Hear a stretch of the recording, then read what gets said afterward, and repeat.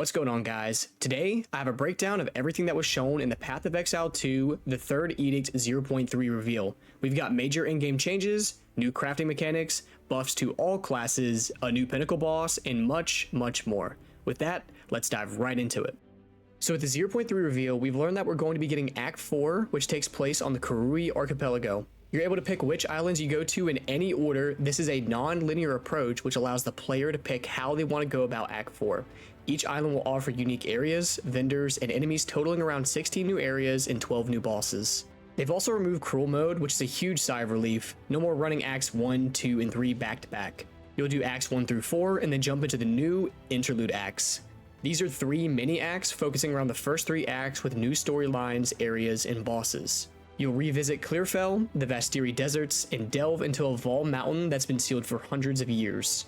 This is a temporary addition that will be replaced by Acts 5 and 6 for the full release of the game. Do note that these areas and bosses will be included in in-game mapping, so no wasted assets.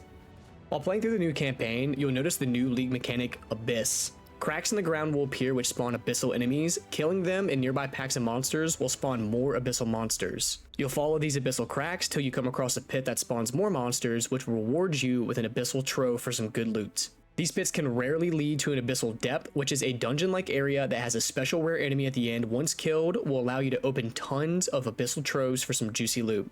There's 4 new Abyss bosses, Abyss belts, which allow you to put socketables in them with greatly increased effects, a new Abyss essence, a new pinnacle boss, and much, much more. Abyss also brings a really cool crafting mechanic to the game that is very similar to veiled items from PoE 1. What you will do is you will take these bones or body parts that you'll get from these abyssal troves, you'll use them on said item, and it will apply a hidden, almost hieroglyphic mod to the item. You will take that item to this pit area, which where you will toss it into the pit, a monster will bring it back up to you, and you have a choice between 3 random modifiers. These modifiers can be super powerful and will allow you to get stats that you wouldn't regularly be able to get on those items. There will also be a set of stats that are only available once you reach endgame. So the major focus of this league was to buff a lot of the lacking skills and ascendancies that we had. All of the classes have been buffed. Yes, every single one of them has been buffed. They've added over 150 new notable skills to the passive skill tree. That doesn't include the tons of small passive skills that it takes to reach those notables. They've added 12 new skill gems, 11 new support gems, and they've reworked some of the ascendancies that felt lacking, such as the Acolyte of Chayula, the Warbringer, and the Pathfinder. To improve the overall feel of the game, they've added sprinting. This is a mechanic that allows you to start running after performing a dodge roll and holding that input down. It's faster than almost all the monsters in the game and should make navigating those pesky areas much easier. Early campaign leveling and mapping is going to get much faster, and this should help bridge the gap between all of those big open areas and these giant maps in PoE 2. Attribute requirements have also been reduced by about 20 to 25% across the board. This should make getting the requirements for certain skills much easier, which opens the door for other stats in your items. All our giant blood warriors can start rejoicing now. They've reworked the support gem system by adding more tiers to support gems. There's now 5 tiers of support gems, which allow you to have access to some of the stronger support gems at earlier levels. Certain skills will have 1, 2, and 3 sets of tiers to them, all with escalating stat changes. Some tier 3 support gems will have altering effects, which can help change how a certain skill may function, such as double barrel shown here. You can also equip multiple copies of the same support gem on your skills. This allows you to have things like a lightning infusion on things like Galvanic Shards, Herald of Thunder, and Shock Burst rounds all at the same time. This is a massive buff across all classes, but could lead to some support gems not being used due to a few of them being the best overall. The best addition is the new Lineage support gems. These are unique support gems that are dropped from specific bosses, and they're very overpowered. These support gems are going to fundamentally change how the skill functions by either improving the functionality or overall just changing how the skill works completely. Do keep an eye out, as these are surely going to be very strong and very pricey, so get your hands on them as soon as possible. They've also added the new asynchronous trade system, which functions like an auction house. You can log off and the items that you put in a box can sell even when you're asleep. You'll simply list the item, place it in a box, someone will see it on the trade site and click to buy it, and they'll be instantly teleported to your hideout where they can buy the item out of your box. They're also able to see any items in that box and buy them if they want to. This should mitigate the spam messaging or getting spam messaged for items. Just make sure to not mislist an item or it'll be gone before you know it.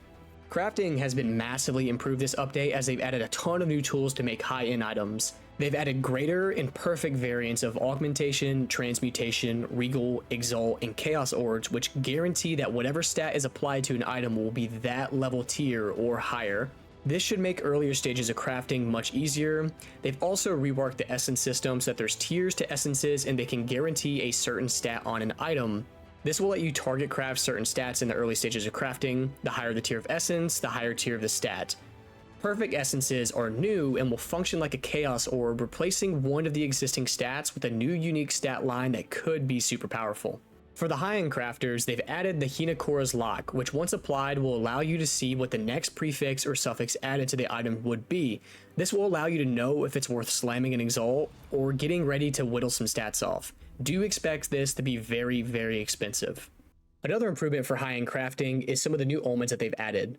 They've added 15 new omens and removed some of the useless ones. One of the newly added ones allows you to use a divine orb to re-roll the stat values on an item and possibly increase the stat values over the typical amount within that tier. As an example, your 200% physical damage tier 1 item could roll up to 220% by using this, but it could also reduce it by 20% less than its current tier. The way that GG described it is that it could roll anywhere to an 80 to 120% increase or decrease to the current stat values within that tier. This creates a sink for divines and should allow for some super juiced items and even uniques. Lastly, they've added exceptional items, which are items that can drop with their item quality as high as 30%. Expect white base 30% quality items to sell real nicely to those crafters. Now on to in-game. In-game has seen some improvements and additions as they've added over 20 new in-game maps, over 50 new base items, over 10 new unique items, and a new type of mini pinnacle boss encounter. These areas will have a mini pinnacle boss who have their own drops, which include the new unique support gems. They've also tweaked the waystone crafting so all prefixes and suffixes will either increase item rarity, quantity, pack size, or waystone drop chance. This will incentivize a higher risk, higher reward mentality. They've also improved the accessibility to the map atlas points as you'll earn your map boss points and in-game mechanic points at a much faster and easier rate. They'll start off with 2 points in every in-game mechanic area, so that's 2 points in Breach, 2 points in Rituals, 2 points in Simulacrum, and 2 points in Expedition that you'll be able to freely spend the moment you get into mapping. This will allow you to focus on a mechanic earlier on if wanted, which could boost the efficiency of you generating them splinters for pinnacle bosses. GGG wants to improve the accessibility and availability of these pinnacle boss encounters so they don't feel like they're locked behind such a large grind. Pinnacle boss tiers have also changed as you'll be using splinters now to fight the pinnacle boss and access them at different tiers. The more splinters you spend, the higher the tier for the boss will be, so you'll spend around 50 splinters maybe for tier 1, 75 for tier 2, and 100 for tier 3. I am not sure yet, but the UI looked like they could have possibly removed tier 4. This way, you won't feel bad about using the entire Breach Stone for your 2 points for the Atlas Tree, or so on.